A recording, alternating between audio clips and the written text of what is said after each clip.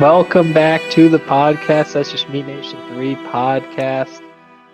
As always, I'm your commissioner, Kieran, and returning to the podcast, Adam Rocket. Welcome back. Happy birthday. How you Yeah, doing? good to be back. Feeling much better. Always tough to be away from the league for a week, but yeah, got a big win, so was all worth it. There you go. There you go. Indeed. Both of us did pretty well. We'll jump right into it now. Reviewing the matchups from last week. I was telling you before the podcast, I'm just in my bag right now. Team throws up 202, feeling great. Got the workhorse running backs going fantastic. Calf still in check. Feeling like a big win. What did you take away from this? Yeah, I mean your team looking nasty at the moment, even with like that second flex not putting up what is considered league average there. And on Jasper's side, similar to the week one matchup against me, like just getting duds from some people. So it's tough to see. I think my favorite part of the scoring is that when your team does bad for last year's scoring, it's just kind of like the exact same score. It's like, oh, Jasper had a tough week, 110, and then the scores like when your team actually puts up like 140 or 50 is like just 1,000 more points. Like, feels good, feels good, Yeah. looks hilarious on the scoreboard. Yeah. Jumping into the winner of the week, the champion, Aaron, with a hell of a performance, 203. I think this is Aaron's second time going 200 plus, so an absolute nasty team there.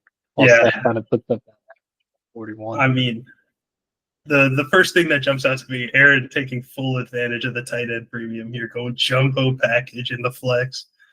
That is just Oh a my God. manly team right there. That's what, 80 points out of the tight ends? Oh, That's insane. Like someone that is just abusing the tight end premium. It's insane. Like looking ahead to the rule changes, she did say she was going to put in more research this year, right?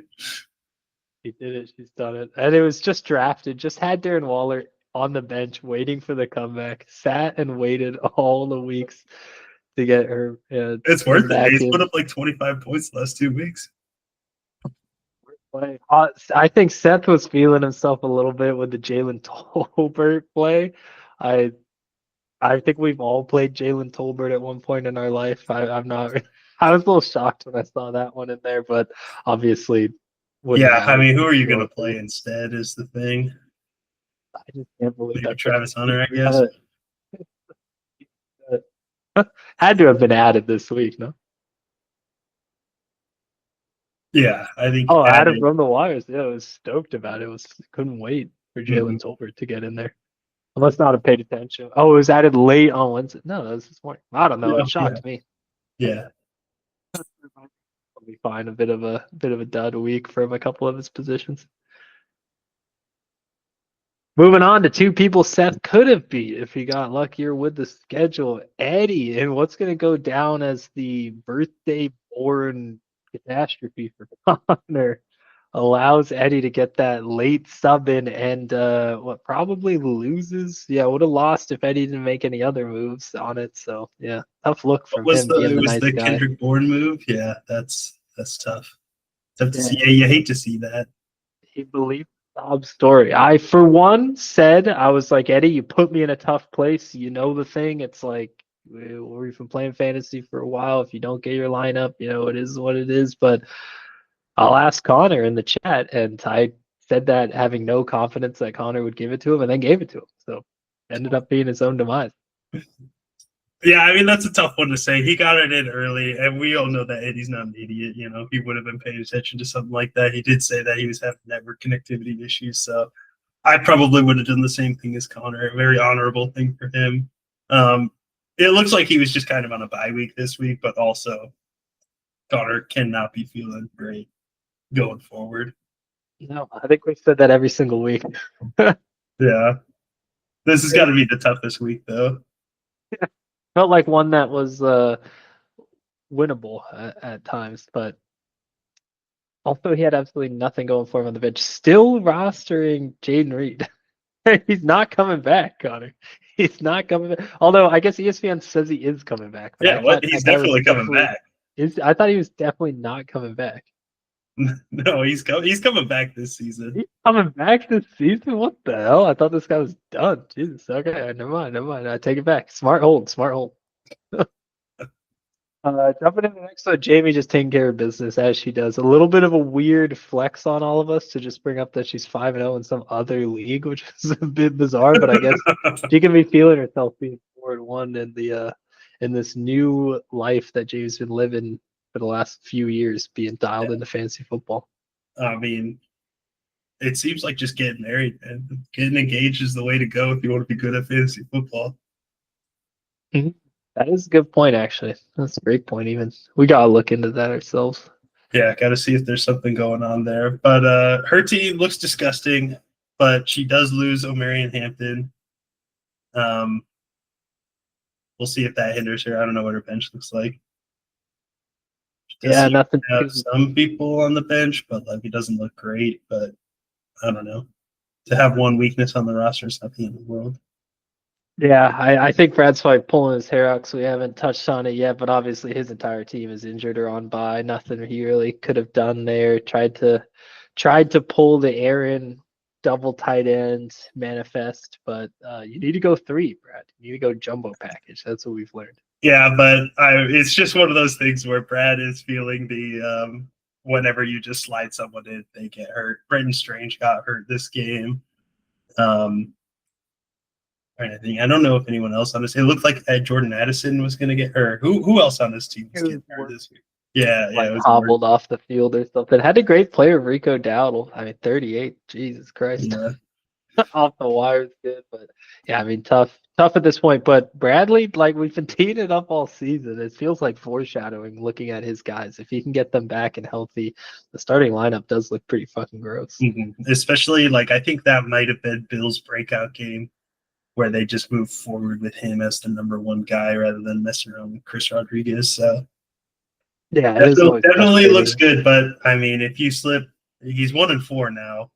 It's tough to come back from, but has done it before in the past. So there's still so much time. that would be a team I hate to see in December. It'll be scary to look at on the schedule for sure. Now, meanwhile, Adam, here you go, the coming out party for your team, 198. It only took 5 weeks. 162. You are 3-2 though. I thought that your season was going so much worse. Yeah, that's what I was saying. Is I feel like my guys they started off slow, so getting that 2-0 start while putting up like second lowest points in the league was very beneficial to me. I did drop the next two, but yeah, this was hopefully the breakout for some of my guys. Emeka Egbuka just looks like a freak. Like, oh man, insane! I love that guy. And then I feel like I'm gonna have I making the choice between Dak and Stafford every week. It doesn't even matter, These guys are both just gonna pop off. Flip flopping, holy shit! If you need a quarterback, you know who to call. On Andrew's side, I mean, 162 and losing, we're still really feeling it out, but it definitely feels bad for sure, especially when he's got so many points on the bench. But I mean, he had good performances. There's some guys that are tough to peel off, and then the Bijan bye week. Obviously, we all got baited by Woody Marks last week. It looked like that was his coming out party, but that was wrong. So hopefully the same doesn't happen to Bill coming back to the last matchup. But I don't know, 1-4 dropping another big week. Like he's had some unlucky losses. I think we'll have to check the points for. Yeah, his points against might be astronomical, but I don't know. Like the team, we've said it the whole time is Josh Allen, Jonathan Taylor, and Bijan look good, but the rest of his team just is so weak.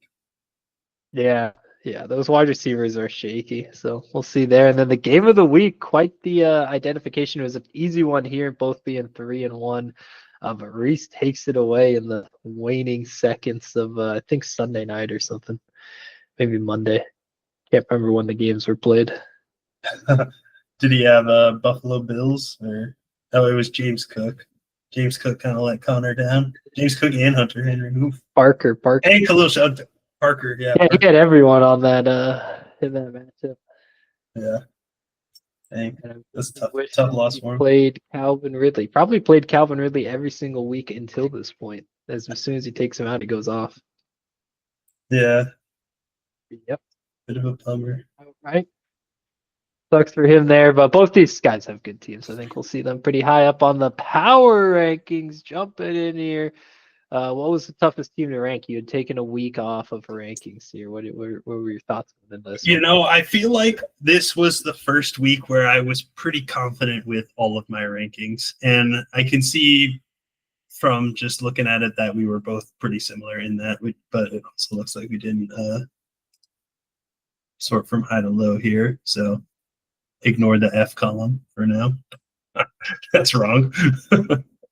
I didn't even notice. We'll just go ahead and hide that for now. Perfect. Like we never even had it. Yeah, it definitely feels like it's ironing out pretty nicely. I mean, between Reese and Jamie, it's so close. I think at this point though, Puka just looks like the Jamar Chase of last season, or the kind of the 101 of next season, if you would. Though it's tough not to put Reese in there because he's got one guy putting up the points of 5.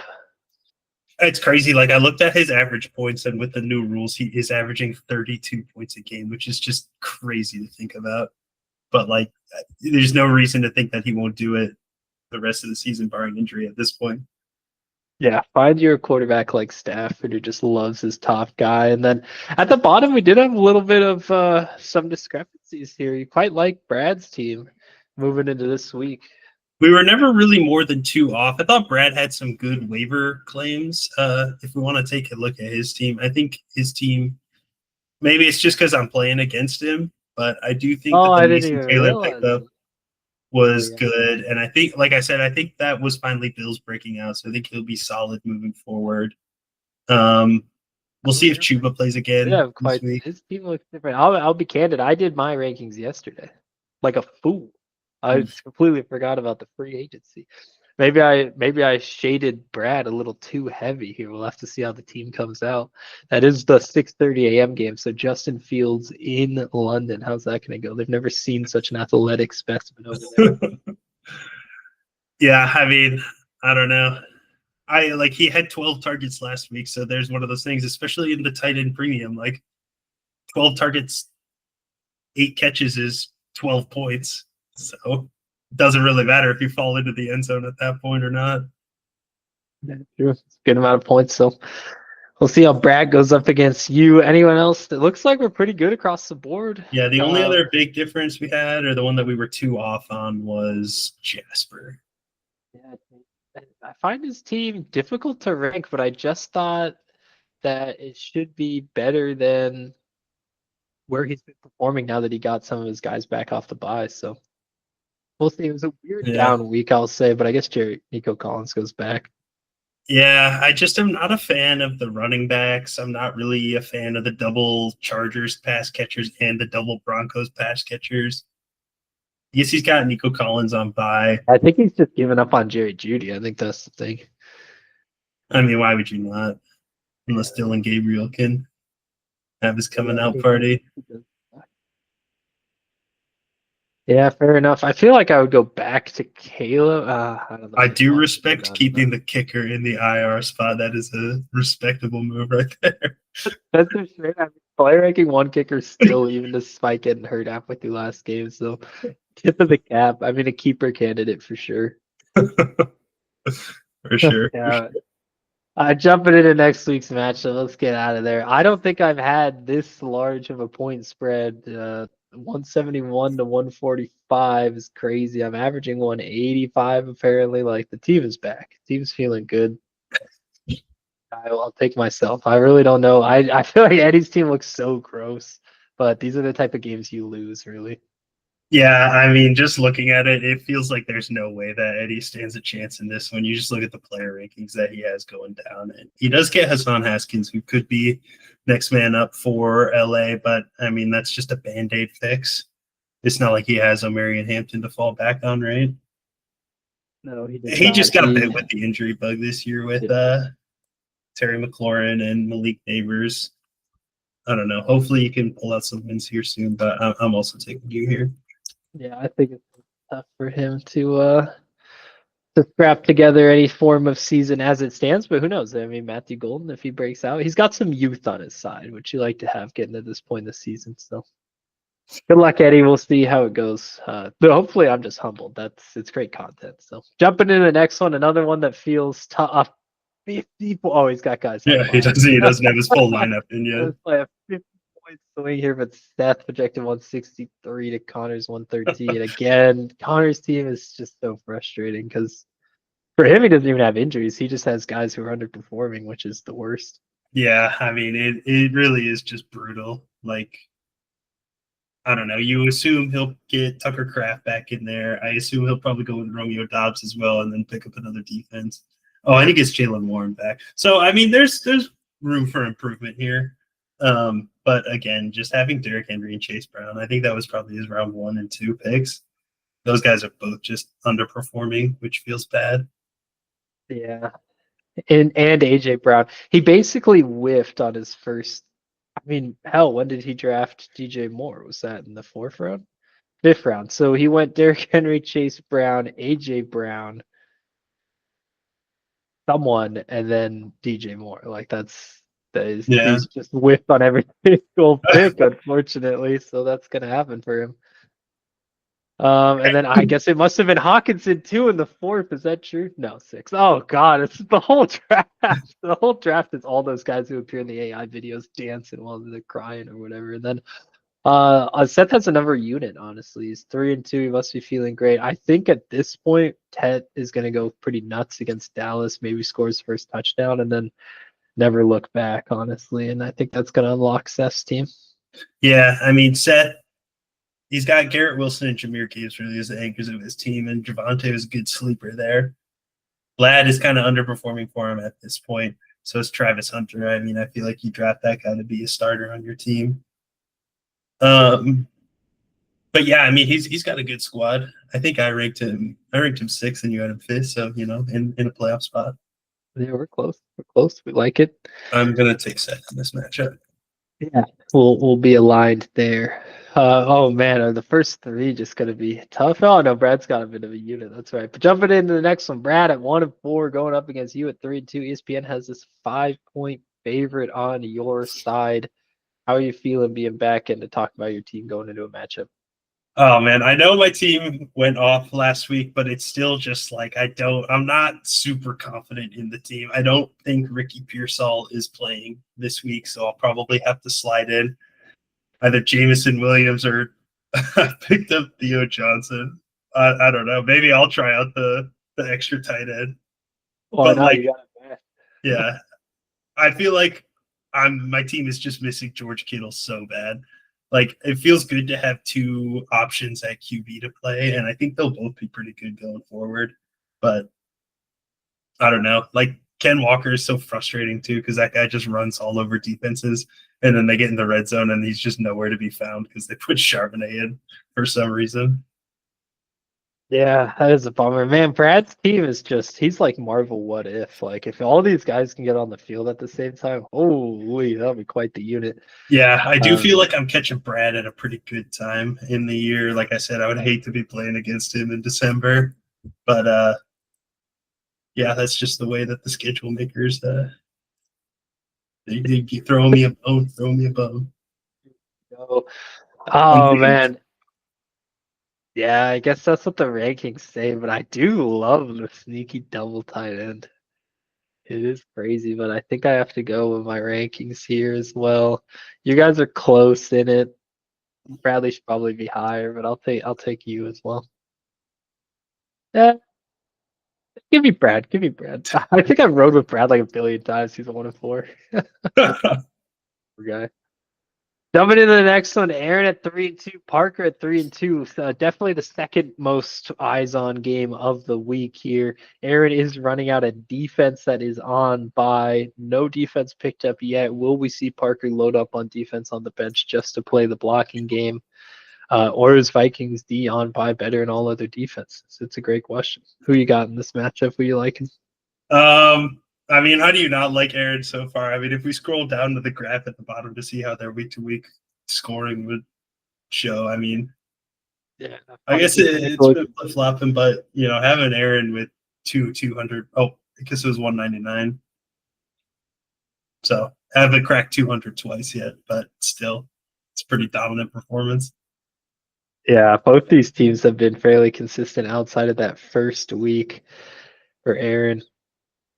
Been bounced back ever since, and Which is it's crazy really that Jamar Chase has been, or I guess Jamar Chase is still wide receiver 7. I guess as a T. Higgins owner, I've just thought that no one's been able to do anything in that offense. But but I think it was the second game went absolutely fucking crazy because Jamar yeah, played against me. so we'll see if Joe Flacco can sort of bring him back to where he was, at least not where he was last year, but closer or better than what he has been. So I don't know, rolling out the jumbo package again, with the tight end premium. All of those guys are catching like 6 to 8 balls. I think we see quite a different roster come game day out of Aaron too. Like I don't think you start Isaiah Davis with DeAndre Swift back off the bye, and Rashee Rice is inbound too, like loading up the nuke. Like Aaron's team is also looking pretty strong moving forward. I've been a certified Parker hater as well, but I actually genuinely think that the projections would be pretty skewed in Aaron's favor if she started a full team. I do too. Which is that it could go any way. Who knows? I do still like Parker's team. I think I have these two, or I don't quite have them back to back. I have Aaron at 3 and Parker at 5. Deebo Samuel has been a big hit this year. Parker is going back to Jordan Love. I guess it's against Cincinnati, so it could be a good play there. Crowd's over on the bye. And then Jefferson's out on bye too. I think this is actually a really tough bye week for Parker. I'll go Aaron for my rankings too, I think. Yeah. I mean, how do you not? I think Aaron has one of the top teams in the. This could be a Schmeat Nation Bowl preview here. Yeah, this definitely looks like a good one. A little playoff matchup. Jumping into two teams who are hoping to have them talked about like that at some point this year. We got Jasper at 2 and 3 going up against Andrew at 1 and 4.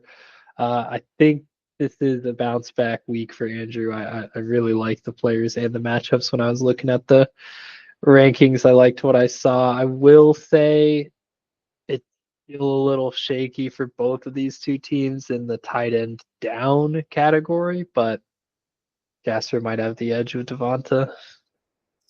Yeah, having Devontae Smith there at least gives him the edge for me. Even the wide receivers, I would give the edge to Jasper. Like, pretty much once you start the wide receiver portion of the team, that's where I lose interest in Andrew's team. Like, Zay Flowers without Lamar is just tough. I mean, even with Lamar, the Raiders don't have an offensive line, so. Man, yeah, I guess 17 from it. The Zay Flowers hater snuck out of it. I guess if he had Lamar, he'd be great. Yeah, Jacoby Myers is a bit of a miss. I feel like Andrew really needs to hit something on the wire. We thought he might have had it with Woody Marks. Obviously, Rashid Shaheed can go crazy at some point. I feel like in these high-scoring matchups, you kind of need to go someone like Shaheed instead of like, what has Coleman done? Not really. Week 1. His whole team looked nasty after week 1. I think we had him ranked 1 after the first week. I do vaguely remember that. He absolutely annihilated me week 1. That was for sure. I was shell shocked. I had the 1,000-yard stare. I was just looking out my window, just shocked at life. I was like, I guess I'm cooked. Yeah.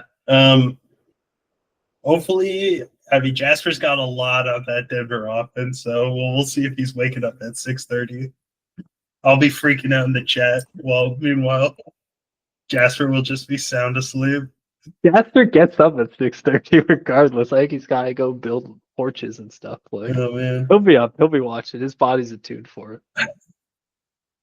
I don't know. Andrew's 1 and 4. Both of these teams desperately need a win. I feel like I'll tune to my ranking. I've got Andrew, even though I've got Jasper slightly more. There you go. That decides it. Andrew's my guy that I've been rolling with, and it just has never worked out. Yeah, put it back in my corner. And here we go. Game of the week.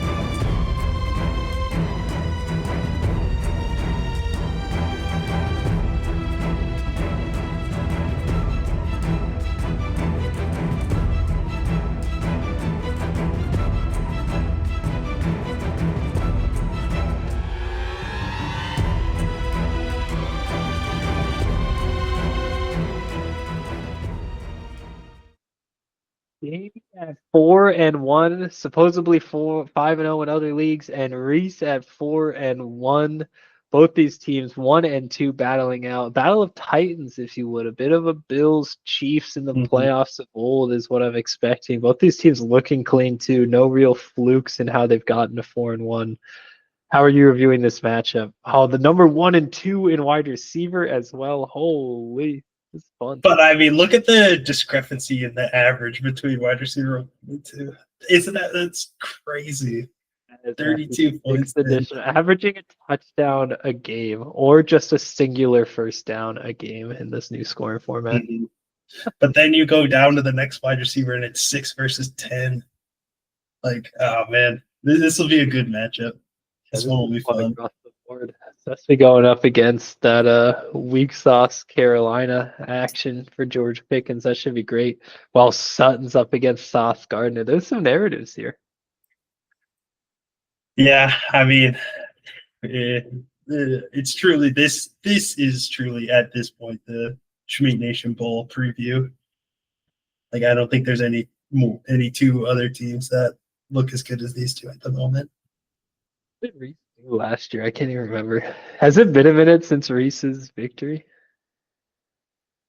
I don't know, but I mean, Jamie's just been the dynasty for the last two years. Yeah. The likes of which we haven't seen since a BG situation. Like, truly not ready for this level of dominate. We've kicked out people for less. The one flyer on Jamie's side, she's starting Godwin. I guess she doesn't really have anyone else. He's looked like a bit of a disappointment since coming back. Yeah, 6 and 7 points in the last 2 weeks. It's one of those things where he had like it was a bad knee injury, right? And I feel like sometimes the next season you always start slow. They may have rushed him back because Mike Evans is out. So he could be getting better and better, but that offense is just run through Egbuka at this point. Also, I think something to monitor too. I don't know if Chuba's playing. Bradley certainly doesn't think so with the Dowd will play. Let's see. Didn't practice again Wednesday. Obviously, Thursday is big, especially for these veterans. But what about Bowers? Is Bowers playing? Great question. He also didn't practice. So Reese's team could look like what? Njoku, Darnell Mooney, or some flyer of these other guys. So Reese could get kneecapped right before this game. Yeah. The game start on Sunday. But then it's like with Puka, does that even matter? Like, I don't know. You might as well put my name down in the flex. Puka will score 100. Yeah. It's gotta feel really nice just to have this. My God, the lowest points so far is 28.25, and Baltimore's defense looks defense looks very bad against the pass right now. It's tough. I guess I put Reese at the top. I'm gonna take. I think the risk of not practicing. I'm taking Jamie. Yeah, I don't want to double up on you. It gives Reese way too much power. Especially as what? I put him at 1. Give it to me. It's David Montgomery against Kansas City, so that's got to be worth something. We'll go crazy.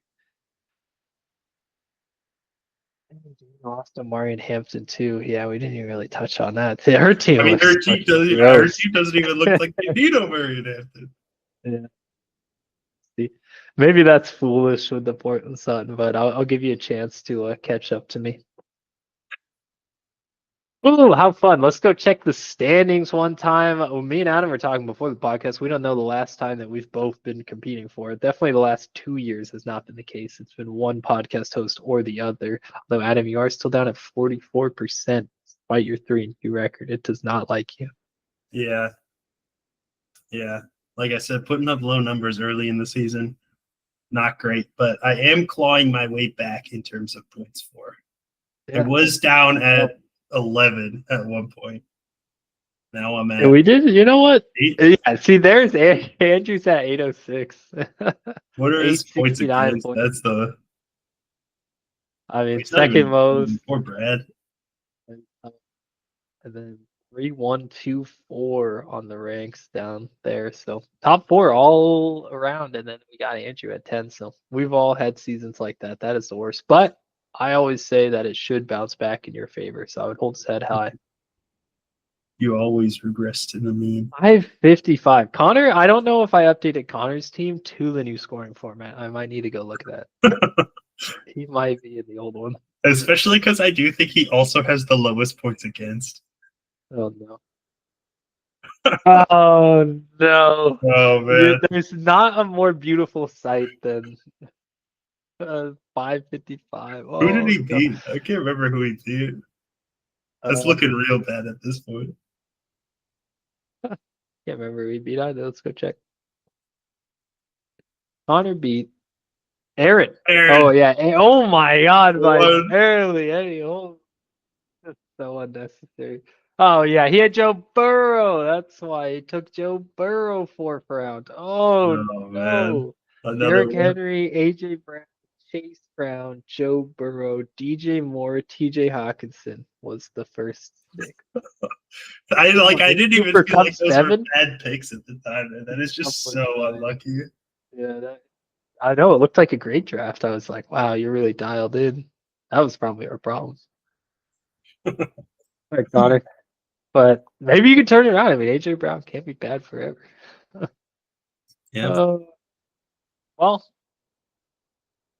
any closing remarks? Nope. Always good to be back. We'll see. Y'all got a third of the season underway still. Final 66%. Don't give up. This is what changes the contenders from the pretenders. Yep, got to keep on keeping on. No one's ever truly out of it at this point. Amen. All right, everyone. We will see you tomorrow or next week.